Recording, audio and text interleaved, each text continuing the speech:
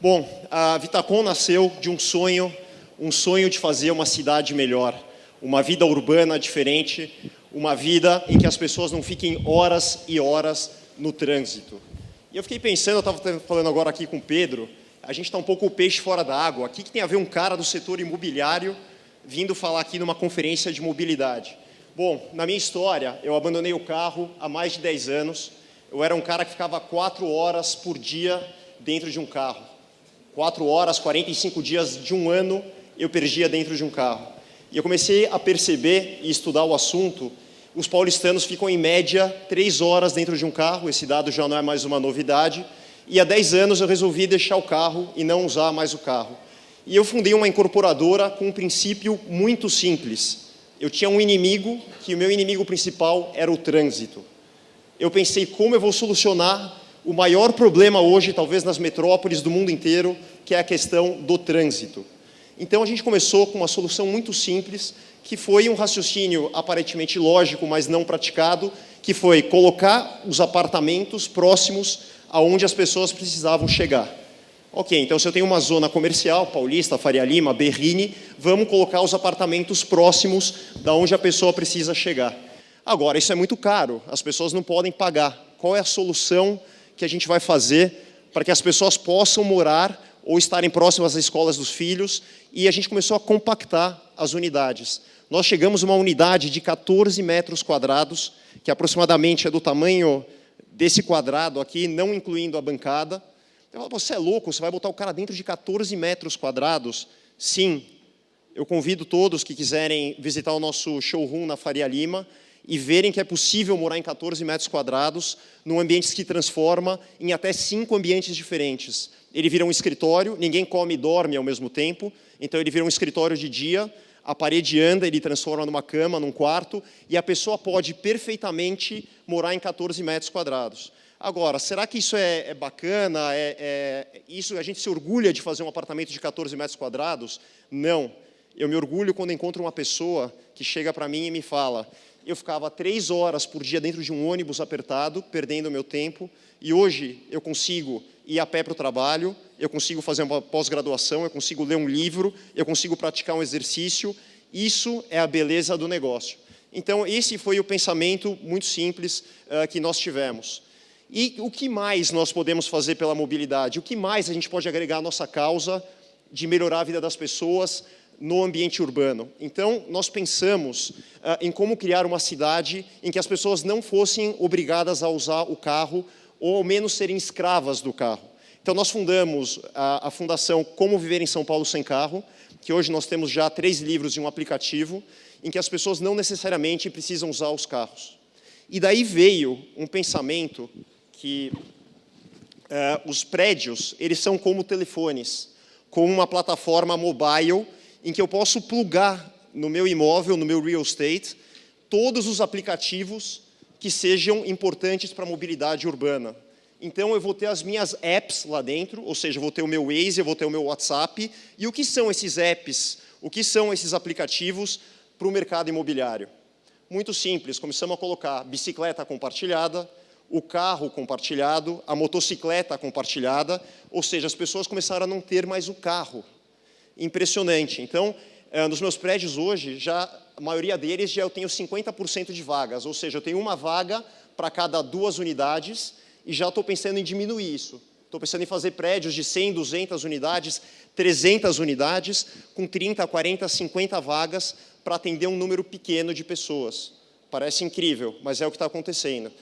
E fora essas soluções de mobilidade, vieram outras soluções maravilhosas que foram permitidas pela tecnologia, que permitem que as pessoas troquem intragrupo. Então, as pessoas já fazem a carona compartilhada, porque, Flávio, dentro de um grupo seleto de pessoas, ou seja, pessoas que moram dentro de um mesmo prédio, é muito fácil você fazer o compartilhamento, você organizar caronas para as pessoas que vão para o mesmo lugar. Então, isso é maravilhoso. E as pessoas começaram também a compartilhar o carro.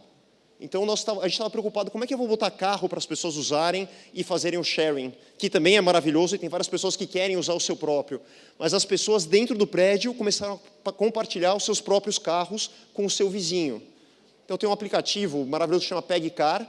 a pessoa cadastra o seu carro, a outra pessoa vem e usa o carro, devolve no mesmo lugar. Então, todo aquele tempo ocioso, tudo aquilo que a gente viu na pesquisa do Roberto, começou a ser compartilhado dentro de um ambiente fechado em que as pessoas têm confiança uma nas outras. Então, uma série de aplicativos foram permitindo que as pessoas repensassem a forma como elas usam o transporte, como elas pensam mobilidade nas cidades.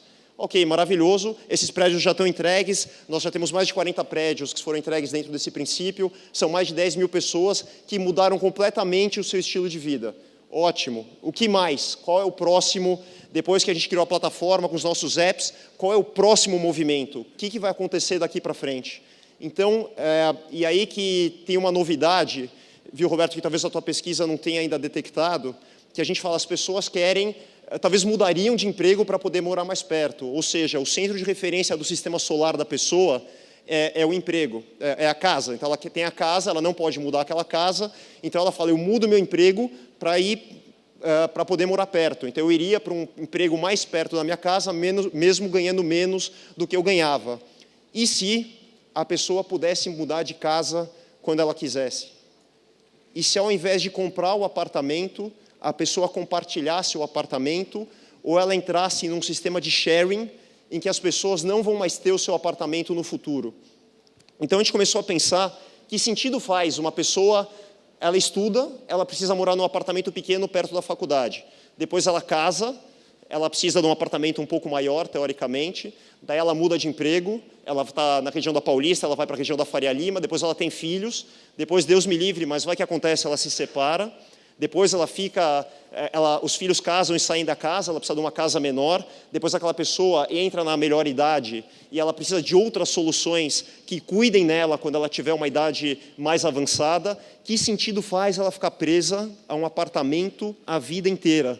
Então, nós estamos agora entregando em janeiro o primeiro prédio de uma plataforma de 15 prédios que vão ser inteiramente compartilhados. Como é que é isso? O prédio vai ser compartilhado? Exatamente. A pessoa não vai mais possuir a sua casa. Ela está morando hoje, digamos, perto da Paulista, porque o trabalho, a escola dos filhos, o interesse dela está naquela região. Amanhã ela foi transferida, ela vai para outro apartamento. Eu quero um maior, eu posso ir para outro apartamento. E eu vou mudando sequencialmente quantas vezes eu precisar na minha vida. Eu não imobilizei meu capital. Eu estou cansado de ver gente que está com dívida no cartão de crédito, pagando 100%, 120% ao ano, e está com todo o seu capital imobilizado em um apartamento. No futuro, as pessoas não vão mais ter o seu próprio apartamento. Os apartamentos também vão ser compartilhados, na sua grande maioria. E por que plataforma? Por que não já implantar uma solução? Por que pensar em apps? Porque o mundo anda. Não adianta hoje eu pensar numa solução de, por exemplo, as pessoas compartilharem carro, que talvez no futuro, num carro autônomo, as pessoas não vão mais precisar sequer ter o carro, vão ser simplesmente bases logísticas dentro da cidade, em que o carro autônomo vai pegar as pessoas, vai levar elas para o lugar que elas têm que ir. Talvez são unidades logísticas em que o carro precisa ser simplesmente carregado dentro dos prédios onde as pessoas moram. Então, isso é um pouco do que a gente imagina de futuro, é o que a Vitacom vem implementando no mercado, um pouco de quebrar, fazer um pensamento aqui disruptivo que já está virando uma realidade. E, para finalizar, uma lição que eu aprendi com um mestre do mercado imobiliário, que falou para mim, vou te dar uma dica, a gente trabalha muito, assim como eu vejo aqui todos os executivos, leve os seus filhos à escola todos os dias. E eu vejo que a maioria dos pais não consegue ou não tem tempo para levar os seus filhos à escola todos os dias. Então, o nosso sonho de mudar a vida das pessoas, de criar um novo estilo de vida urbano, é permitir que qualquer pai possa levar os seus filhos a pé, de preferência, à escola todos os dias. Obrigado, obrigado, Flávio, parabéns pelo evento.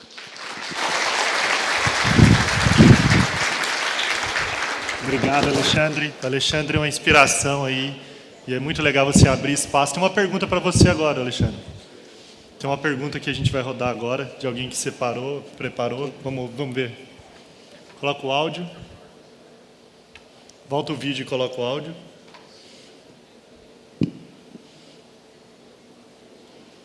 Leitura labial. Vamos ver se a gente consegue ler. Os diferenciais da Vitacom foi fazer da mobilidade um dos seus principais valores. Quais foram os grandes desafios que encontrou para consolidar mobilidade como um propósito dentro da sua companhia? Boa pergunta. Que dificuldades eu encontrei para implementar a mobilidade dentro da companhia? Como um principal valor, né? Como principal valor. Não encontrei dificuldade nenhuma. Porque você era o dono, aí você falou, vou colocar. Mas era muito simples, Flávio. As pessoas precisavam disso. Elas não sabiam que elas precisavam. As pessoas entendem que talvez uma sala de jantar maior, que ela vai usar 2 vezes no ano, uma na Páscoa e outra no Natal, ela vai achar que aquilo ali é um valor, ela ficar 3 horas no trânsito, e essa troca para a pessoa poder ir para uma unidade menor, mais próxima, em que ela ganhe tempo, ela ganhe qualidade de vida, ela encontre o filho acordado à noite, isso é um valor muito maior. Então, as pessoas não tinham enxergado ainda o quanto a mobilidade pode significar em termos de melhoria de qualidade de vida. O que a gente fez foi simplesmente ter essa leitura e potencializar isso com todos os elementos que estavam ao nosso alcance e assim transformar a vida de milhares e milhares de pessoas. Foi muito simples, não encontramos nenhuma dificuldade. Muito obrigado, Alexandre. Uma salva de palmas. Alexandre da Vitacom. Obrigado, Alexandre. Obrigado. Bom dia a todos. Meu nome é Ivo Reck. Eu sou coordenador técnico do projeto Ecoelétrico. O projeto Ecoelétrico é desenvolvido pela Prefeitura de Curitiba. Eu não sei se algum de vocês está familiarizado ao projeto. Você podia levantar a corzinha verde. Alguém conhece o projeto Ecoelétrico? Bom, temos 1, 2, 3... temos algumas pessoas. Que bom. Fico feliz que vocês estão acompanhando, porque é um projeto que aborda de uma maneira a questão de frota, né? Então, desde que eu participo aqui dos eventos do Pará, eu sempre tentei entender um porquê do Ecoelétrico estar bem relacionado a vocês. E é a questão de frota. O projeto começou em 2013, após entrou uma nova gestão na Prefeitura de Curitiba, e Curitiba sempre foi uma cidade referência em mobilidade urbana. Vocês são gestores de frota, devem ter um pouco de conhecimento também sobre transporte urbano. Então, Curitiba, desde a década de 70, tem investido seriamente em transporte coletivo, atender a necessidade de deslocamento da população. Então, Curitiba tem uma história de desenvolvimento voltado ao urbanismo, que começou com um prefeito visionário, que se chamava Ivo também, infelizmente. Então, o Ivo Arzua, nessa época, ele já começou a direcionar a cidade. Então, ele criou os eixos, onde a cidade começou a se desenvolver, e a questão do zoneamento. Então, é bacana falar um pouco sobre a questão do zoneamento, né? Você estava, o nosso colega comentou sobre você morar próximo ao trabalho. Como é que você vai morar próximo ao trabalho? Isso depende também do desenvolvimento da cidade. Bom, voltando um pouco ao projeto Ecoelétrico. Nosso objetivo no projeto Ecoelétrico foi combater exatamente a ociosidade. Então, nós temos em Curitiba uma frota de aproximadamente 1.200 veículos, a maioria dos veículos abastecidos a gasolina. E desses 1.200 veículos, 600 são terceirizados. Então, a gente paga aproximadamente 70 milhões por ano para alugar 600 veículos. E alguns desses veículos, a gente constatou na parte de planejamento do projeto, então a gente fez toda uma pesquisa bacana, o Niemeyer trouxe essa questão da pesquisa sobre mobilidade urbana, e nós, dentro da Prefeitura, realizamos uma pesquisa também para entender o cenário e os interesses de deslocamento das pessoas. Alguns veículos, eles se deslocam aproximadamente 40 quilômetros por dia. 40 quilômetros por dia um carro, a custo de aproximadamente R$4.000 por mês, para ficar 40 minutos se deslocando e o resto parado, né? O tempo ocioso que ele fica parado. Então, é um custo de aproximadamente R$4.000. E se a gente colocar aí a questão ambiental, né? Você tem um veículo aí a combustão que está parado boa parte do dia, ocupando espaço da cidade, espaço nobre, né? Espaço da população, que podia ser uma praça para a pessoa conviver, para as pessoas se relacionarem, né? Então, essa foi a nossa proposta na Ecoelétrico, combater primeiramente essa questão da ociosidade. E juntamente com a Itaipu Binacional, que é uma empresa que está, desde 2007, desenvolvendo projetos de mobilidade elétrica, e também a Renault, né, junto aqui com a Silvia, nossa grande parceira, nós começamos esse projeto. Por que começar com essas empresas, Itaipu e Renault? Por quê? Porque eles estão investindo há bastante tempo em mobilidade elétrica. Então, e o veículo elétrico, no cenário nacional, hoje em dia, não está financeiramente fácil, né, o acesso. Quanto custa um carro elétrico hoje no Brasil? Se você considerar, por exemplo, o i3, que é um veículo que está aqui, R$200.000.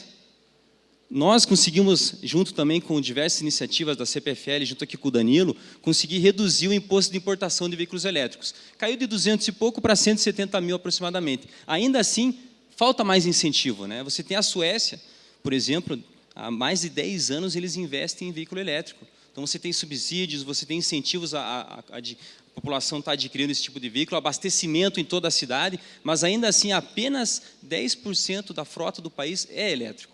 Então há muito que se combater. E bom, o projeto ecoelétrico entra também nesse tema, incentivar que o governo, né, principalmente os municípios, se adequem a uma mobilidade mais sustentável. Então a ideia do ecoelétrico foi isso, né, tentar combater não só a questão da ociosidade, mas também o excesso do uso dos veículos particulares. Então você tem aí aproximadamente 45% dos deslocamentos na cidade feito por veículos particulares. Eu não sei aqui quem de vocês veio de ônibus, ou de bicicleta, ou de veículos compartilhados, como até o Uber, que é um veículo, na verdade, compartilhado, mas tem um motorista. Mas a gente sabe que aqui em São Paulo, de acordo com a Companhia Metropolitana, que é a companhia que faz a gestão do metrô, 45% das pessoas se deslocam de carro. E desses 45%, 85% vai para o trabalho ou vai para a educação, para a escola. E esses outros, né, que são aproximadamente 10%, se deslocam de outros meios. Nós somos os outros, né? Viemos para um evento que é um evento que não acontece diariamente, é um evento que acontece esporadicamente. Eu não sei aqui quem de vocês veio de carro. Eu vim de carro, porque eu desci no aeroporto e não tinha conhecimento de como vir para cá, peguei um táxi. Mas eu sou os outros, né? Então eu sou uma pessoa que não usa frequentemente o carro. Eu uso em ocasiões. Em Curitiba, felizmente, eu moro a 5 quilômetros do meu trabalho, eu vou de bicicleta, algumas vezes vou de transporte coletivo. Mas por uma opção. Além de uma opção, para também apresentar, como eu trabalho na prefeitura, eu tenho que mostrar para a população que é possível você buscar outros meios, e não só o carro. Então, a proposta também do ecoelétrico, além de combater a questão da ociosidade e as questões ambientais, é também mostrar para a população que é possível você usar outro tipo de modal. Óbvio que eles ainda não vão poder adquirir um carro elétrico, mas a nossa intenção com o projeto, quem já acompanhou o projeto sabe que a gente tem alguns indicadores publicados, questão do consumo, questão da quilometragem rodada, quanto que você gasta de quilowatt-hora para estar abastecendo os veículos. Então, toda a população tem acesso a esses dados. E, através desses dados, a gente consegue estar incentivando mais projetos como o pessoal da CPFL vem fazendo aí brilhantemente, já com uma frota implantada, com ônibus e também outros veículos, eletropostos distribuídos na cidade, e está apresentando realmente que é possível esse tipo de modal. Então, é um rompimento mesmo, é uma questão disruptiva, né? Você está invertendo um pouco o cenário e tirar as pessoas desse conforto, que não é só o carro que pode proporcionar esse conforto também, outros meios de transporte, mas depende também dessa mudança cultural, né? O Flávio destacou isso, é uma questão de mudar, né? Você ter a vontade de mudar. Então, a nossa proposta é apresentar um projeto viável na questão operacional, e a gente tem uma certeza aí que nos próximos anos o incentivo ao carro elétrico vai estar surgindo e provavelmente a frota vai aumentar. Você sabe quantos carros elétricos tem no Brasil? 965. É muito pouco, uma frota de 90 milhões de veículos. Então, a nossa intenção é essa, está crescendo, né? A gente espera que aí, num médio a longo prazo, a frota chegue pelo menos a 10%, que é o que a Suécia tem hoje, né? E o objetivo lá em Curitiba é chegar em 600 carros. Então, essa é a segunda fase que a gente está entrando, que é a fase do carro compartilhado. Bacana que a gente está já ouvindo outras palestras que falam sobre o compartilhamento. Então, nossa intenção nessa fase seguinte do ecoelétrico é estar implantando uma frota de aproximadamente 600 veículos. Mas esses 600 veículos vão ser uma fase seguinte do projeto. Primeiro, a gente vai criar essa cultura do compartilhamento, que, na verdade, ela já existe. Então, as pessoas já estão adotando sistemas de veículos compartilhados. Então, a intenção é implantar essa frota com uma rede de abastecimento, que um futuro também possa ser de uso da população que tenha um veículo elétrico. Então, a gente está, né, o Niemeyer comentou, né, tem Fortaleza, tem Recife, tem o Rio de Janeiro, e nós, lá em Curitiba, nós estamos na fase do termo de referência. Então, nossa intenção é deixar preparado esse projeto para essa nova gestão, porque ano que vem está vindo uma nova gestão. Então, nossa intenção é deixar tudo pronto, né, o projeto encaminhado para que o governo que vem aí na sequência, o novo prefeito, ele consiga dar continuidade com o projeto e com todas essas conquistas que o ecoelétrico vem trazendo desde 2013. Então, a gente pretende chegar a 600 veículos, mas isso vai ser também uma conquista aí do projeto. Tem uma pergunta para você, Ivo. Vamos olhar aqui a pergunta que foi feita para você? Ivo, além de Curitiba, você tem participado de uma série de projetos de mobilidade em outras cidades do país e também no México e na Argentina. Quais fatores são determinantes para que tais projetos darem certo? E qual o seu maior case de sucesso? Obrigado pela pergunta. Acho que vou relatar um pouco sobre o México, né? O México foi uma oportunidade que eu tive de trabalho em 2007. Trabalhei no Instituto de Transporte Sustentável, que é vinculado ao pessoal da WRI, da Embarque. E em 2007, eles começaram a trabalhar junto a um projeto da... Não sei se alguém conhece a Cidade do México, mas tem uma grande avenida que é a Avenida Insurgentes. Essa avenida é uma das principais da Cidade do México, como se fosse a Avenida Paulista. Até 2006, eram aproximadamente 1000 ônibus, que lá tem um nome diferente, eu não quero nem citar o nome que eles chamam os ônibus lá, mas eram pequenos ônibus irregulares, ônibus que emitiam excesso, né, de CO2, estavam poluindo, estavam ocupando espaço e estavam criando diversas ocasiões aí de acidentes, etc. Então, nossa intenção nesse projeto da Insurgentes foi fazer essa inversão, colocar um sistema de BRT. Então, através do mecanismo de desenvolvimento limpo, que é o MDL, a gente conseguiu provar que a mudança para um veículo, a BRT, não sei se o pessoal conhece o BRT, né, que é o Sistema Bus Rapid Transit, que é uma ideia de um transporte massivo em corredores. Alguém conhece o BRT? Então, o que a gente fez lá na Insurgentes? A nossa intenção foi retirar toda uma frota de aproximadamente 1000 ônibus irregulares e fazer toda essa inversão para um sistema de BRT. E esse é um projeto que se tornou referência e expandiu ainda mais o conceito de BRT no mundo. O BRT surgiu em Curitiba na década de 70, foi um projeto aí que referência e que tem um grande prefeito lá de Curitiba que é sempre citado quando se fala em BRTs, mas quem realmente catapultou o BRT foi o pessoal de Bogotá com o Transmilênio. Após o Transmilênio, diversas outras cidades investiram em BRTs, a Cidade do México, o projeto da Insurgentes, e na sequência aí até muitas cidades da China vêm investindo seriamente. Então eu vejo que o projeto lá na Insurgentes foi crucial. Mas crucial por quê? Porque a prefeitura assumiu o compromisso de atender o seu principal cliente. Quem que é o principal cliente do transporte coletivo? É o usuário. Não é o empresário ou o operador, é sim o usuário. Vocês aqui como gestores de frota, vocês buscam eficiência no sistema. Vocês querem que o seu chefe, né, o seu diretor da área, ele fique feliz que você está economizando combustível, você não está tendo um veículo ocioso. É a mesma coisa no transporte coletivo. Você tem que atender o seu usuário, que é a população. Então você tem que melhorar o sistema, você tem que dar melhor frequência, melhor conforto para o usuário. E quem sabe você consegue tornar essa viagem porta a porta. A porta só vai surgir quando houver outros sistemas. Então, eu estava conversando com o Danilo, né? O Danilo falou sobre o projeto de carro compartilhado lá de Copenhague. Por que ele funciona? Porque ele está integrado no transporte coletivo. Ele está integrado ao ônibus, ele está integrado à bicicleta compartilhada, a todos esses modais existentes no sistema. Então, o que eu quero deixar bem claro aqui, que tem que haver comprometimento, interesse para desenvolver o projeto. Então, por isso que eu digo que se o gestor público ele entender que o transporte público é para a população, vai ser sucesso. Então, eu vejo que o projeto do BRT lá nas Insurgentes foi um case aí de referência, como muitos outros. Salva de palmas para o Ivo. Obrigado, Ivo. Obrigado. Bom dia. É um prazer estar aqui com vocês. E é estranho também uma empresa do setor elétrico estar aqui falando numa conferência de frotas e principalmente falando o que tem a ver e onde a gente se encaixa nesse mundo. Um bom ponto de reflexão é o seguinte: você tem carros compartilhados, você tem novos modais, você tem uma série de evoluções das questões da mobilidade, mas todas elas acabam passando justamente pela questão dos carros elétricos.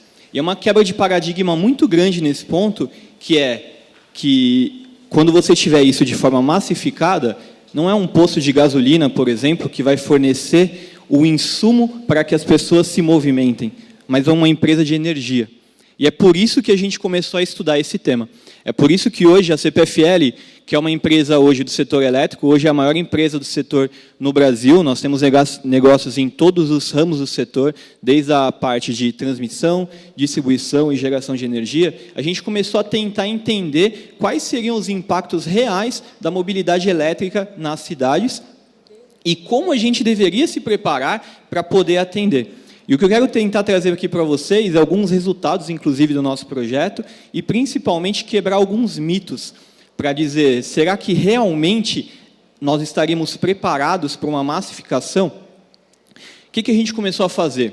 O Ivo comentou aqui, a gente criou um projeto que é interessante da forma como ele é executado. Nós criamos um laboratório real na região metropolitana de Campinas. Como? nós adquirimos veículos, instalamos uma infraestrutura de recarga e contamos com diversos parceiros da região, de repente alguns deles estão até aqui, encontrei já alguns, como empresas como 3M, Natura, Instituto CCR, eu tenho a Sanasa, que é a empresa de saneamento da região, a Hertz, que é uma locadora de veículos, a Bosch também, para que eles pegassem os nossos carros e utilizassem no dia a dia, utilizassem como meio de locomoção das suas frotas.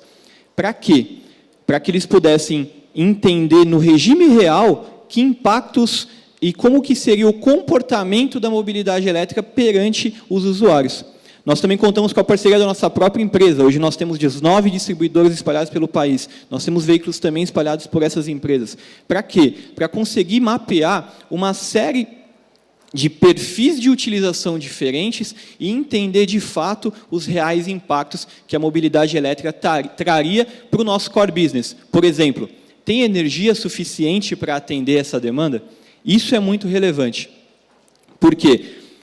Quando fala assim, não vai ter energia, vai ter blackout. Fiquem tranquilos, não vai ter. A gente fez uma série de cenários de adesão e tentou mapear alguns cenários de crescimento da frota. O Ivo até comentou aqui um número, quando se eu chegasse em 10 milhões de veículos elétricos espalhados pelo Brasil, no ano de 2030, por exemplo, o impacto na questão energética para a gente seria de apenas 1,6%. O que isso significa? O crescimento da minha matriz naturalmente já atenderia essa nova demanda. Então não há um problema com relação à energia. Um outro problema, que é muito mais ligado ao meu dia a dia. A minha rede estaria preparada para que, de repente, todos nós aqui, chegando em casa com o nosso veículo elétrico, colocássemos o nosso carro na tomada, o que aconteceria? Eu teria um blackout, eu teria uma queda brusca de energia? Teria. Se eu tivesse uma massificação absurda, tipo uma frota de 100% de veículos elétricos. Quando a gente pega os nossos cenários de adesões e vê o crescimento natural dessa frota, eu já consegui mapear que quando eu chegasse e tivesse cerca de 350 mil veículos, eu não teria nenhum problema em 100% das redes que eu analisei. Então, assim, isso já é bastante forte, bastante grande. Então, a ideia do projeto que a CPFL vem desenvolvendo é justamente de entender os reais impactos da mobilidade elétrica, de criar principalmente um ecossistema sustentável para que empresas como a de vocês possam eletrificar as suas frotas. Que a gente consiga, de fato, ter um modal de transporte mais sustentável e adequado ao dia a dia das pessoas. Um outro mito que é muito importante, que é bastante relevante. Fala-se muito de infraestrutura de recarga, mas não existe infraestrutura de recarga, como que eu vou carregar o meu veículo? A gente trabalha hoje com dados do seguinte sentido, até em regime residencial, eu vou falar que 90% das recargas vão ser feitas em regime residencial. A infraestrutura pública não é uma infraestrutura para uso diário, ela é uma infraestrutura de segurança de abastecimento. E o que a gente está mostrando? A gente está fazendo com que as pessoas tenham esse entendimento e que, naturalmente, elas vão acabar mudando o perfil de consumo. Mas alguns mitos são muito interessantemente quebrados, porque o veículo elétrico hoje tem um problema sério de autonomia por conta da evolução das baterias. Mas ele percebe que ele consegue... Eu tenho casos de pessoas que começaram a utilizar o veículo e ficavam todo dia carregando o veículo quando chegava no seu trabalho ou quando chegava na sua casa. E a gente começou a perceber que esse modo de recarregamento mudou completamente, porque ele começou a entender que ele rodava cerca de 10, 15 km por dia e que, naturalmente, ele poderia precisar de apenas uma recarga durante toda a semana. Então, a mobilidade elétrica hoje ela já é uma realidade do ponto de vista operacional, sem dúvida nenhuma. O grande problema, realmente, até o Ivo comentou na palestra dele, está ligado diretamente ao custo de aquisição desses veículos. Mas a gente já tem tentado também influenciar, de certa maneira, para que a gente possa criar esse ecossistema sustentável. Então, trabalhamos juntos com o MDIC para a redução do imposto de importação, fizemos uma apresentação há pouco tempo numa audiência pública do Senado, discutindo políticas públicas para a inserção e adequação da inserção da mobilidade elétrica dentro do país, entre outras e outras ações que a gente vem tomando. Vemos trabalhando forte junto à ANEEL, que é o nosso regulador do setor, para criar meios de possibilitar, por exemplo, que o custo da recarga pública vire um negócio, que qualquer empresa que esteja aqui hoje pode acabar explorando, que até, por exemplo, um posto de gasolina, se ele quiser colocar um posto para recarga, hoje ele não pode cobrar. Então, não existe esse negócio fundamentado. Então, nosso trabalho vem tentando entender todo esse ecossistema, desde cenários de adesão, políticas de incentivo públicas para a mobilidade, tarifas, regulação, ciclo de vida de bateria. Tem um componente técnico muito importante que a gente está tentando entender qual é a evolução das baterias para poder, de repente, criar aplicações de Second Life e, principalmente, criação de novos modelos de negócio sustentáveis para que a eletrificação da frota aconteça. Então, esse é só um pouquinho do projeto que eu queria falar para vocês. Se vocês quiserem ter mais informação, a gente tem um site específico, que é o cpfl.com.br/emotive, que é o nome do nosso projeto. Agradeço a oportunidade, muito obrigado. Muito bom. Danilo, tem uma pergunta que foi feita para você, vamos ver qual é a pergunta. Trocar uma frota movida a gasolina por veículos que utilizam a energia elétrica como combustível pode gerar quanto de economia? E você acredita no curto prazo que haverá redução de preços dos carros elétricos? Essa é uma pergunta bem legal, porque os nossos estudos, hoje a gente vem rodando, já rodou cerca de 30 mil quilômetros com os nossos veículos. Hoje são cerca de 20 veículos rodando em toda a região metropolitana de Campinas. O que a gente percebeu é um custo operacional perto da gasolina de 3 vezes menor. Então, a gente pode falar aí de um custo por quilômetro rodado de cerca de 10 a 12 centavos, enquanto um custo a gasolina está girando na casa dos 30 e poucos centavos. Então, a gente já tem um custo operacional muito reduzido. Além disso, a manutenção desses veículos também é menor. O veículo elétrico ele não tem parte móvel praticamente, não tem que trocar o óleo do motor, ele não tem que trocar nada disso, ele simplesmente é um motor a propulsão elétrica. Então, a manutenção a gente tem visto cerca de 40% menor. O impacto realmente é o custo inicial. O custo inicial hoje ele é realmente bastante elevado e o que a gente vem tentando trabalhar, e aí respondendo a segunda pergunta, se eu acredito que isso pode mudar, sim. Tem uma agenda regulatória bastante ativa neste momento acontecendo no Brasil. No dia 18 do último mês, a Comissão do Meio Ambiente aprovou a redução de uma parcela do IPI que cabe à União e limitado a um bônus de R$20 mil. Então, provavelmente a partir do ano que vem, quem quiser comprar um veículo elétrico já vai ter logo de cara um desconto de até R$20 mil. Isso foi um trabalho feito junto com o Senado, tentando motivar justamente essa redução de imposto para você poder massificar. Fora isso, você tem uma série de outras iniciativas, tem projetos de leis que envolvem a questão de incentivos a subsídios para a implantação de infraestrutura pública, projetos de lei que visam não somente reduzir uma parcela e dar um bônus, mas reduzir totalmente o IPI dos veículos elétricos. A ANEEL vem trabalhando junto numa audiência pública que vai ser lançada agora no início do ano para poder criar uma regulação possibilitando modelos de negócio de recarga pública. Então, o ecossistema está se formando. Então, acredito realmente que sim, teremos aí a eletrificação das frotas acontecendo num curto espaço de tempo e a gente, como uma empresa de energia, quer estar forte, quer estar preparado para atender essa nova demanda. Tá certo? Então, mais uma vez, obrigado e até a próxima. Salva de palmas para o Danilo da CPFL. Obrigado, Danilo. Muito obrigado. Bom dia a todos. Muito prazer estar aqui com vocês. Eu vou fazer uma pequena apresentação sobre o que a Renault tem feito a respeito dos carros elétricos, mas antes, queria dizer que estou feliz de estar aqui falando com vocês sobre esse tema da mobilidade, das frotas. Feliz de ver várias mulheres na plateia. Eu coordenei por alguns anos na Renault um grupo de mulheres dentro da Renault. O setor automotivo é muito masculino, vocês sabem disso. A gente tem 10% de mulheres hoje lá dentro da Renault, uma mulher para cada 10 homens. E a gente vê que, na realidade, Flávio, as mulheres elas estão cada vez se empoderando mais e comprando mais carros. Metade dos cheques pagos na hora da compra de um carro é pago por mulher. E elas influenciam em 85% a venda dos carros. Estou feliz de ver mulheres aqui sentadas. Queria convidar vocês para falarem mais sobre esse assunto da mobilidade. Flávio, desafiar você para a próxima conferência, ter mais mulheres aqui na frente falando também sobre esse assunto. A mulher tem um jeito diferente de ver as coisas. E nós acreditamos que uma decisão tomada numa sala onde você tem metade de homens e metade de mulheres é mais importante do que uma decisão tomada ou só por mulheres ou só por homens. Vamos ao assunto do carro, então, agora. Coordenei também por algum tempo o projeto do carro elétrico na Renault. A gente tomou essa decisão lá em 2008, o Grupo Renault decidiu investir em carros 100% elétricos, foi um investimento na ordem de 4 bilhões de euros.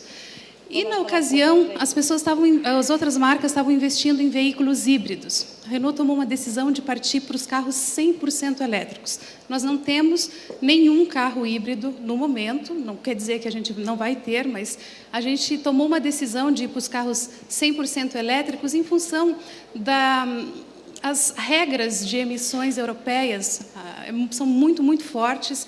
E, baseado nisso, a Renault também tem uma vocação para veículos populares. Nosso centro de gravidade está nos segmentos B e C, que são carros assim, urbanos, populares, e isso fez com que, nas nossas contas, para que a gente atingisse as regras de emissão, nós tivéssemos que partir para veículos populares que fossem, então, 100% elétricos. Tomamos a decisão e investimos em 4 modelos.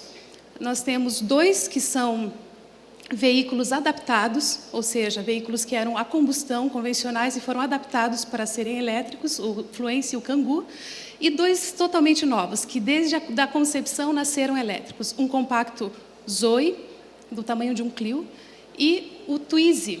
O Twizy nasceu também de uma ruptura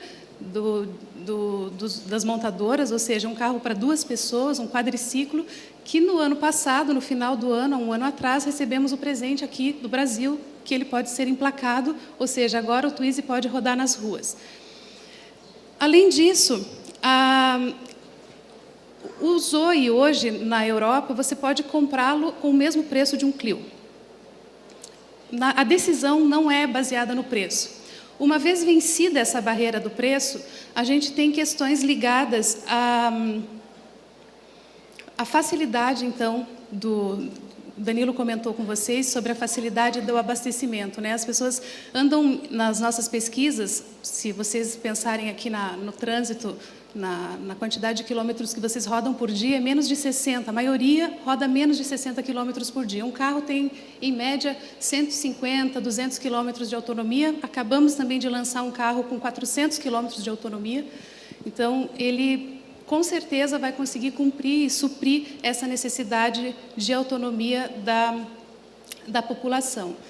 Em seguida, a gente trabalhou também com uma pesquisa dos níveis de satisfação. E aí foi interessante porque, de fato, quem passa para o elétrico, e as pessoas que tomam a decisão de ir para um elétrico, elas estão também querendo harmonizar a decisão de vida delas, de ter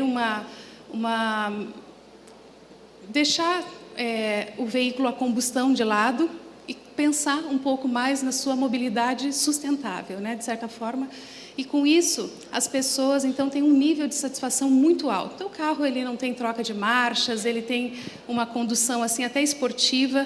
E, além disso, você não está poluindo. Com 5, 7 reais, a gente coloca 100 quilômetros de autonomia dentro de um carro elétrico, e isso é super, super vantajoso, economicamente viável. Dentro do assunto da mobilidade das frotas, a gente tem investido no compartilhamento de carros. Eu sei que a Joycar vai falar em seguida sobre isso, mas a Renault estabeleceu uma parceria, uma joint venture com a Autolib, em Paris, e tem desenvolvido mais alguns projetos com startups na Europa, também aqui no Brasil, com relação ao compartilhamento de carros. A gente percebe, né, que está um mundo mudando para essa questão da economia compartilhada. Ao mesmo tempo, acreditamos nisso. A Renault, de fato, acredita que o carro ele é um meio de transporte. A gente quer ir para algum lugar, a gente quer ouvir uma música, não quer comprar o CD, né, não quer... Apesar que tem algumas pessoas que amam muito os carros, né? E o carro realmente é uma fonte de progresso, a gente não pode negar isso. De fato, o momento agora do carro é um momento a se pensar, a refletir. A questão do trânsito, né? O trânsito está matando muito mais por poluição do que por acidente até. Então, o carro elétrico se torna nos grandes centros urbanos, como São Paulo, 4 vezes mais por poluição do que por acidente. Então, quer dizer, a Renault e as minhas outras colegas montadoras estamos fazendo parte do problema, então devemos fazer parte da solução também. E, para isso, a gente está investindo nessa questão do compartilhamento de veículos, mas também acreditamos, assim, num futuro. O nosso carro, com certeza, vai ser elétrico, vai ser autônomo e conectado. E nessa parte do conectado tem muito a ver com a personalização do carro, quando você entra dentro dele, que ele está personalizado para você. Então, isso é meio que um contraponto a respeito do compartilhamento, né? Mas a gente está evoluindo também nessa questão dentro de casa. Quero sugerir 2 temas para a próxima conferência: o carro autônomo e a internet das coisas. Acho que é um assunto interessante para os gestores de frota. E fazer um convite. Lá no Salão do Automóvel, pela primeira vez, a gente tem um stand tratando sobre a educação para a segurança no trânsito para crianças. Está atrás do stand da Porsche. Convido vocês a conhecerem o stand do Instituto Renault. E no dia 17, Flávio é nosso parceiro, o Instituto Parar. A gente vai fazer um Open Forum sobre segurança no trânsito. Lá nós vamos ter o Marcelo Taz, o Flávio falando, e mais alguns outros colegas tratando sobre o assunto. Tem vagas limitadas, quem quiser participar, no dia 17, lá dentro do espaço VIP da Renault, no Salão do Automóvel, instituto.renault@renault.com. Se inscrevam lá. Muito obrigada, Flávio. Muito bom. Uma salva de palmas. Eu fui convidado para palestrar nesse evento, todos vocês estão convidados, esse é dia 17, às 2h, lá no stand da Renault vai ter uma palestra, eu fui convidado para dar uma palestra, e ontem eu fiquei sabendo que o Marcelo Taz vai ser o mestre de cerimônia. É verdade, o Marcelo Taz, ele encabeçou uma campanha sobre acidentes, chamada Não Foi Acidente, na verdade, né? E ele vai estar animando lá, moderando vocês. E aí eu vou convidar ele para ele fazer esse mestre de cerimônia da Conferência Global, no final do ano que vem. E eu vou pedir para a Renault patrocinar isso. Pode pedir. Tem uma pergunta aqui para você. Silvia, quais são as principais ações que a Renault tem realizado ou participado para que o carro elétrico se torne uma alternativa viável e de fácil acesso no Brasil? Obrigada pela pergunta. Vejam, a Renault fez todo esse investimento nos carros elétricos. E o nosso papel, eu e o Danilo, nós somos diretores também da ABVE, que é a Associação Brasileira do Veículo Elétrico aqui do Brasil, e temos trabalhado nesse sentido junto com todas as outras montadoras. Eu até digo que, no momento, nós não somos concorrentes, porque a gente precisa desenvolver essa tecnologia. Então, está aqui a BYD, outras montadoras, a gente precisa se ajudar para poder fazer o negócio sair. Boas notícias vieram, o Danilo comentou sobre o IPI, já o II, mas a gente precisa, assim, vendo outros países que estão bem avançados nessa questão do carro elétrico, que existe a questão do incentivo. Além das isenções tributárias, você tem incentivos financeiros e não financeiros. Então, por exemplo, o rodízio, isenções, poder rodar na faixa de ônibus, algumas coisas, facilidades de estacionamento, mas também incentivos financeiros. Por exemplo, a França acabou de aprovar um incentivo de quase 10 mil euros, né, de desconto do governo sobre quem compra um carro elétrico. A cada 3 minutos, uma pessoa troca do carro a combustão para o carro elétrico no mundo. Mas a maioria delas, infelizmente ou felizmente, estão nesses países onde há incentivo do governo. Então, ou seja, a Renault trabalha junto ao governo. A gente tem um trabalho de demonstração, como fizemos com a Prefeitura de Curitiba, cedendo, emprestando veículos, para que o governo possa, então, também ter essa experiência e, com isso, favorecer os incentivos e as vantagens fiscais sobre os carros, né? Muito obrigado, Silvia. De nada, Uma honra ter prazer. vocês aqui. Mais uma salva de palmas. Obrigado. Obrigado, Silvia. Bom, pessoal, é difícil falar depois de toda essa turma, né? Primeiro porque todo mundo falou muito bem, todo mundo falou coisas que estavam escritas ali no que eu pretendia falar. Então eu vou começar falando um pouco do Rafael, né? Eu não consigo falar da Joycar sem falar um pouco de quem sou eu. Eu sou um cara que eu não gosto de acumular coisas, né? E sempre fui assim, eu não gosto de ter coisa no armário que eu não estou usando. Eu, na época que se comprava DVD, eu era o tipo de pessoa que assistia o filme, comprava o DVD, assistia o filme e passava ele para frente para alguém. Porque eu entendo que quanto mais coisas a gente tem, mais trabalho a gente tem. E aí, voltando um pouco no tempo, em 2010, quando eu trabalhava ainda no Banco Itaú, eu comecei a ler bastante sobre consumo colaborativo, né? Sobre economia compartilhada. E aí, eu fui cada vez me encantando mais por esse assunto. E, junto com isso, no Itaú, a parte que eu mais gostava de trabalhar lá era que eu visitava muita empresa. Conhecia muitos negócios e muitos fundadores. E aí foi alimentando cada vez mais essa minha vontade de construir alguma coisa, de ser dono de algum negócio, né? Até que, em 2011, eu decidi sair do banco para poder construir a Joycar. E eu queria construir alguma coisa que tivesse propósito, alguma coisa que pudesse, de fato, impactar a sociedade de um jeito relevante. E aí, de todas as coisas que eu lia sobre consumo compartilhado, o tema que mais me encantava era o compartilhamento de carro. Por quê? Porque o carro é um ativo caro, que consome muito material terrestre para ser construído, e a gente usa pouco. O Alexandre comentou que as pessoas passam 3 horas por dia no trânsito em São Paulo. Todo mundo fala do trânsito, né, das 3 horas. Só que se a gente passa 3 horas por dia no trânsito, o carro está parado 21 horas por dia na garagem. E ninguém fala disso. O carro é um ativo caro e muito subutilizado. E o outro ponto que me levou a olhar para esse tema é a mobilidade. E aí eu fico muito feliz da gente estar agora utilizando o termo gestor de mobilidade e não mais gestor de frota. Por que mobilidade é um tema que me encanta tanto? Porque eu acho que a mobilidade afeta todos os índices sociais de uma cidade, de um país, muito mais do que a gente se dá conta. Eu já tive a oportunidade de viajar algumas vezes na minha vida para algumas cidades bem bacanas, e eu não conheci cidade com mobilidade incrível, que tenha educação ruim, que tenha espaços públicos depredados, ou que tenha alto índice de violência. A mobilidade faz com que você cuide mais de tudo, que você olhe para a sua cidade de um jeito muito diferente. E bom, deixa eu contar um pouco da Joycar então, né? E aí a Joycar nasceu como uma locadora, a gente trouxe de fora da Alemanha uma tecnologia para poder implementar o compartilhamento de carros aqui no Brasil, né? E aí esse sonho foi se modificando um pouquinho. A gente viu, no Brasil, a gente acaba tendo algumas dificuldades por causa do câmbio, e aí a vontade de ser dono da tecnologia foi crescendo, e a gente decidiu no ano passado desenvolver uma tecnologia própria.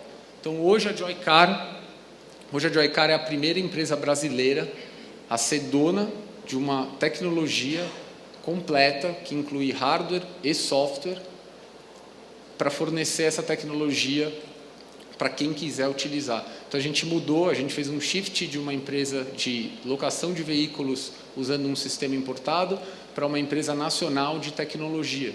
E hoje a gente licencia essa tecnologia para quem quiser usar, para uma locadora, para uma montadora ou para uma empresa que tenha frota própria. E como eu disse, esse sonho foi se modificando, né?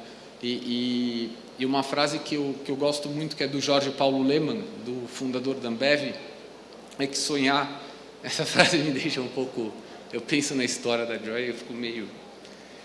Sonhar grande e sonhar pequeno dá o mesmo trabalho. E quando eu saí do banco, eu queria montar um negócio grande. Eu quero que a Joycar um dia seja uma empresa de tecnologia brasileira com visibilidade mundial. Igual hoje todo mundo fala do Uber, né? O Uber é uma empresa que está na boca de todo mundo. Eu quero que um dia uma empresa brasileira esteja na boca de todo mundo. E de tecnologia. Igual aconteceu com a Embraer, por exemplo. A Embraer hoje é uma empresa que tem reconhecimento mundial. Hoje a gente está vivendo um mundo das empresas de tech, então eu quero que a Joycar eventualmente tenha essa oportunidade e a gente está trabalhando para isso. E aí deixa eu falar um pouco agora do mundo dos gestores de mobilidade, né? O convite que eu gostaria de fazer a vocês é que vocês comecem a olhar para a frota de carro de vocês e se perguntem, será mesmo que vocês precisam ter a quantidade de carros que vocês têm? Com uma solução de compartilhamento, provavelmente vocês reduziriam essa frota, né?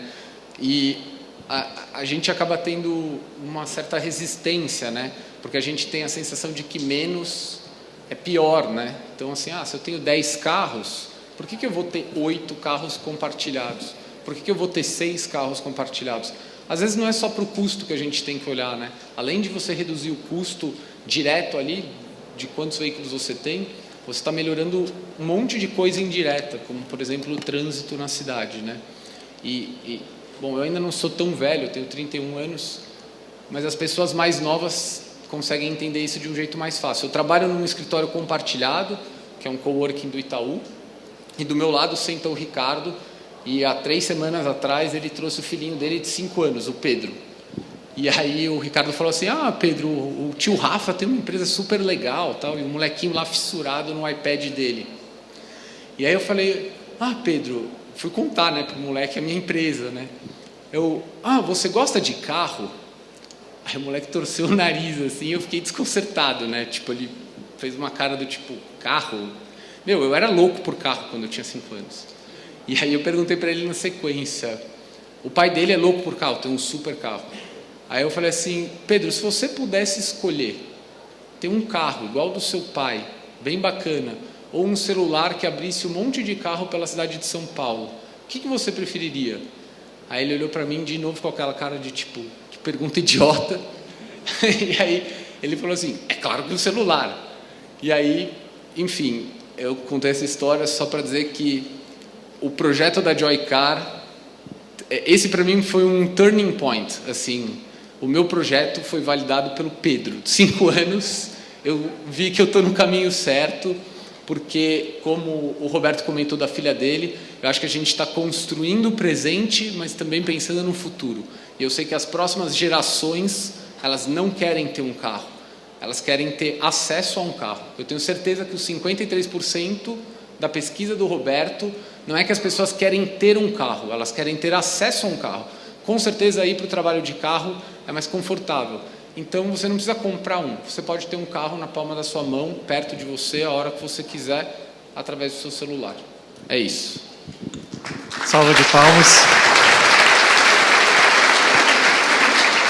Eu conto uma história sempre que eu falei para o meu filho que eu comecei a depositar a poupancinha para ele desde quando ele nasceu. E agora ele 7 anos, fui contar para ele, né? Falei, filho, tem um dinheirinho guardado lá, quando você fizer 18 anos. Falei, mas o que eu vou fazer com esse dinheiro? Aí, cabeça de velho, né? Vai comprar um carro. Vai comprar um carro. Ele falou, carro? E se eu não quiser comprar carro, papai?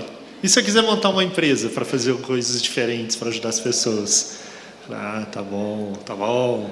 Agora, falando desse mundo, você já respondeu a pergunta, eu não vou puxar porque você já respondeu a pergunta. Tá bom, combinado. A pergunta que foi feita, você respondeu no seu speech. Que bom. Agora, Tamo falando ali, de né? mundo compartilhado, tudo é compartilhado hoje. Aí eu estava ali sentado, já pensou sogra compartilhada?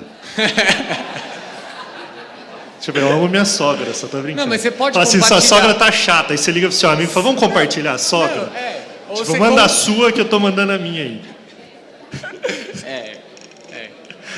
Se fala tanto do mundo compartilhado, tudo tá compartilhando cada vez mais. Né? Eu não compartilharia minha sogra. Não, eu também amo jamais ela compartilharia a minha. mesmo. Eu não compartilharia a minha. Só um comentário sobre esse mundo compartilhado. Eu amo ela porque ela é uma só, entendeu? Mas é legal porque o símbolo aqui, ó, o Rafael estava falando, e o símbolo do compartilhar tá aí, ó, o símbolo das mídias digitais de compartilhamento. A gente está caminhando cada vez mais para esse novo mundo e cada vez mais a gente vê notícias. Eu estava comentando, a Silvia gentilmente sugeriu aqui um tema para o ano que vem, que é carro autônomo.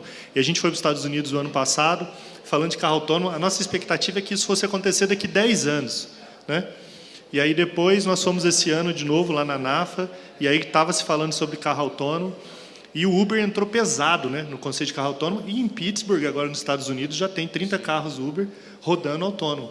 Então aquilo que a gente está falando a 2030 já é 2018, né? Sim. Talvez 2017 ainda seja um período de adaptação, mas 2018 a gente já vai ver muito carro autônomo. E talvez a gente não tenha noção do quanto o mundo vai ter que se reinventar a partir dessas novas tecnologias e desses novos adventos que estão surgindo aí, porque realmente a posse vai ficar cada vez mais distante. Aliás, esse projeto do apartamento compartilhado, né, que o Alexandre falou, pô, que loucura isso, né? Eu acho que a gente está vivendo um momento justamente em que está ficando claro que as pessoas elas não querem mais ser donas das coisas, porque ter as coisas dá trabalho, cuidar dá trabalho.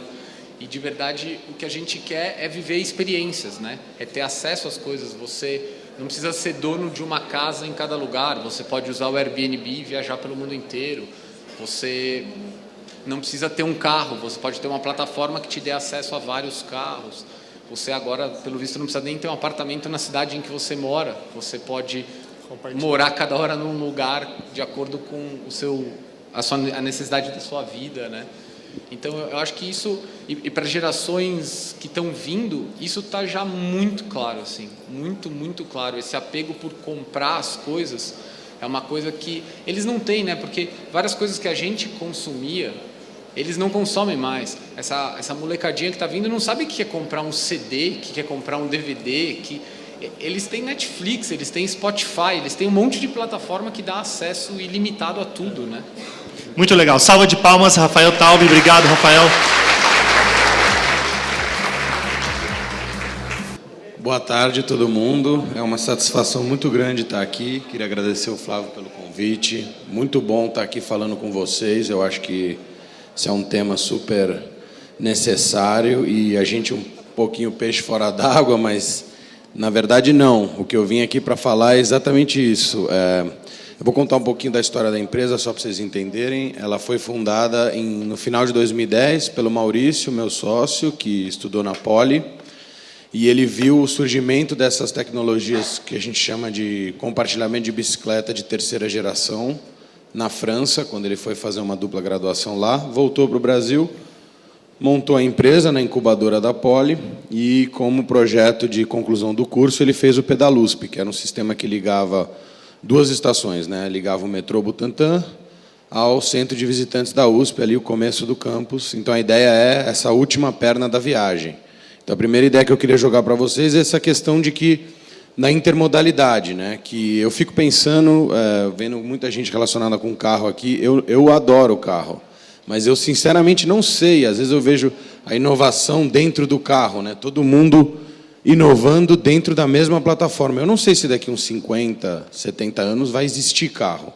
Eu não sei se vai existir bike. Quer dizer, bicicleta eu acredito que é um pouco mais fácil e tal. Mas, enfim, o que eu queria pensar aqui com vocês é um pouco essa ideia de intermodalidade, né? Então, os sistemas de bicicleta compartilhada, eles vêm muito para resolver o problema da última perna da viagem. Então, você pega um metrô, um carro, para longe do trabalho ou longe de onde você mora e você completa essa viagem com a bike. Tem muitos estudos que mostram que para deslocamentos de até 3, 4 quilômetros, a bicicleta é o modal mais eficaz. Então, a gente começou a empresa fazendo um sistema focado em sistemas de bicicleta compartilhada público, que é o que tem na maioria das cidades, é o que a gente via bastante. E aí, por uma série de fatores do mercado, e a gente começou a analisar diferentes necessidades de diferentes clientes, a gente começou a expandir um pouco. A gente tem a tecnologia, desde sempre o Maurício desenvolveu a tecnologia, então o produto é nosso, praticamente 100% brasileiro, nacional. E a gente começou a usar essa tecnologia para fazer sistemas de bicicleta compartilhada e começamos a olhar muito para o mercado privado. Porque o mercado público é muito mais complexo, você está trabalhando com coisas aí mais complexas. A gente não tinha tamanho, a gente era uma empresa, uma startup mesmo, que nasceu do zero, realmente. E a gente começou a olhar muito para sistemas pequenos e privados. Então, a gente começou a ir para prédios corporativos, residenciais. Essa ideia que o Alexandre fala lá da Vitacom é muito o que a gente acredita. A gente acha que o condomínio, a empresa, tanto o condomínio como a empresa incorporadora que quer oferecer bem-estar para o seu cliente, muitas vezes o problema do trânsito ela não consegue resolver, porque está lá fora, né? Ela pode fazer um prédio super legal, confortável, bonito, tecnológico, mas o problema do trânsito na cidade ela não consegue resolver.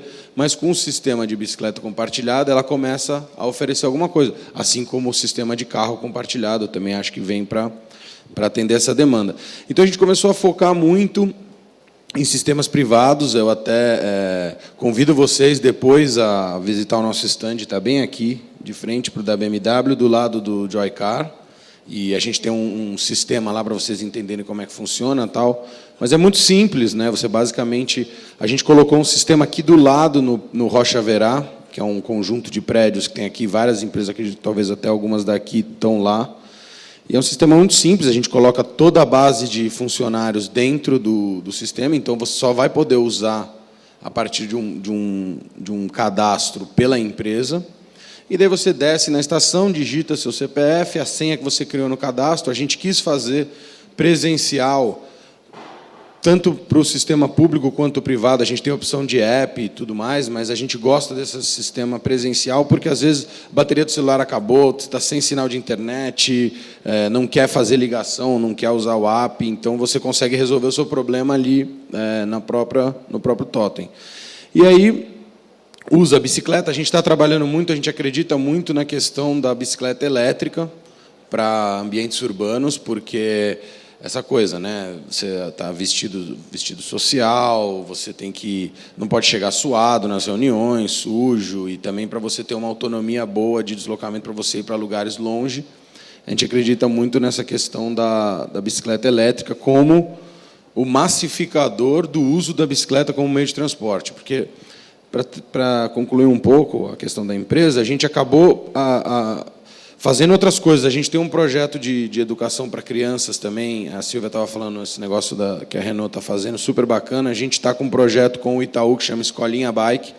É um projeto que a gente faz em 7 capitais do Brasil, todos os fins de semana, em parques, praças, locais públicos. A gente abre um espaço super bacana, lúdico. Até essa cidade parece muito o espaço que a gente usa, que é uma lona inflável com desenho de uma cidade, e daí um circuito dentro, as crianças ficam rodando. A gente tem uma parceria com a ONG do Bike Anjo, que é um pessoal super bacana, que trabalha essa coisa do uso da bicicleta por crianças, por adultos também, que às vezes não andam ou querem voltar a andar.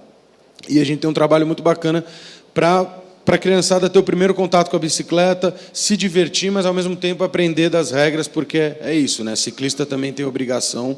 A gente acha que ciclista tem muito direito, mas também tem obrigação e tem que respeitar regras, leis de trânsito e tudo mais. Então, a gente acabou diversificando bastante. A gente tem um projeto em Fernando de Noronha para doação de bicicletas, para mudar um pouco o panorama da ilha, que é uma ilha super bacana, mas que tem muita poluição, né, porque tem muito bug, carro, trânsito, até tem acidentes de trânsito lá, acreditem se quiser. E a gente está fazendo uma construção de infraestrutura lá na ilha e doação de bicicletas para os moradores, para os estudantes, para as instituições. Então, a empresa acabou diversificando bastante, mas a gente acredita, um dos filões que eu mais acredito, pessoalmente até, é na questão da mobilidade corporativa. Eu acho que as empresas, as residências, esses locais onde as pessoas moram e trabalham, são locais muito importantes para a gente definir a mobilidade das pessoas, definir o ir e vir. E as empresas podem fazer muito a respeito, e eu acho até que há grandes incentivos, não necessariamente subsídio, isenção, etc., mas simplesmente custo. Eu acho que a gente pode trabalhar muito com relação ao custo. E eu convido a todos, quem quiser, dou meu contato. Eu acho que é muito mais simples do que as pessoas imaginam. A gente instala um sistema super fácil, aí a gente tem a solução completa, entendeu? Então, desde da fabricação do equipamento, personalização, setup do sistema, software, a gente instala no local e faz toda a operação, acompanhamento, muda, mexe, faz também a coisa, vamos dizer assim, um lobby interno para ajudar a quebrar barreiras dentro da empresa. A gente acostumou com isso também, para poder explicar para as pessoas o que é o sistema e tudo. Enfim, acho que é basicamente isso. Obrigado. Salva de palmas. Pedro, obrigado. E contar o nosso case para entender que isso é fácil mesmo. Há uns 6 meses atrás eu liguei para vocês lá, para o Tomás, para você, e falei, cara, manda uma bike elétrica aqui para a empresa. Aí eles encaixotaram, mandaram lá, a gente convocou os nossos colaboradores e falou, galera, quem quer deixar o carro em casa e vir trabalhar com a bicicleta e voltar? Cada dia um colaborador pegava. E acho que 20, 30 fizeram, e todos amaram de ter a opção da bike elétrica para substituir o carro. Aí o que nós fizemos? Falamos, cara, manda uma estação. Então está chegando uma estação de bike agora lá na empresa, vai ser uma estação nossa de bicicleta só para os nossos colaboradores.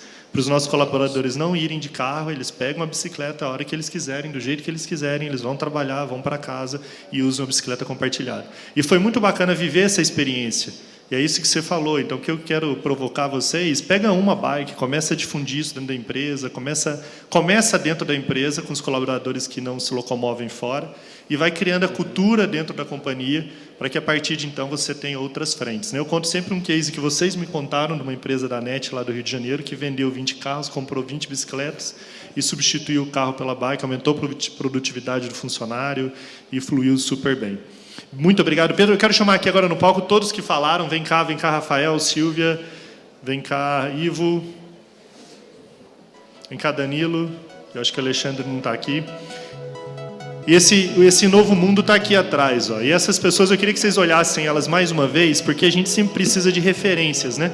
De pessoas que estão ajudando a construir esse novo mundo. E cada um aqui, dentro da sua profissão, dentro das suas habilidades, dentro das suas competências, está ajudando a criar um novo mundo. E esse novo mundo é um mundo sem volta, não tem mais como não viver nesse novo mundo. E cada um deles tem dedicado parte da vida deles para isso. Agora eu queria convidar vocês, antes da gente sair para o almoço, na mesa de vocês tem uma fichinha, vocês já devem ter visto. Está aí essa fichinha aqui, ó, que a Renata está mostrando. É uma fichinha que pergunta o que você vai fazer para ajudar a construir esse novo mundo. E eu queria provocar você agora a pegar essa ficha e começar a escrever. Faça um desafio pessoal, tem lá pessoal e profissional. O que você vai fazer a partir de hoje para começar a mudar o mundo da mobilidade na sua casa e na sua empresa? Assuma esse compromisso. A gente vai colocar uma urna aqui na frente. Está aqui a urna. Antes de você sair para o almoço, você vai depositar esse seu compromisso. O nosso time vai pegar e vai colar num painel, que tem um painel lá fora, que é o seu compromisso para mudar a mobilidade da sua família, da sua casa e da sua empresa.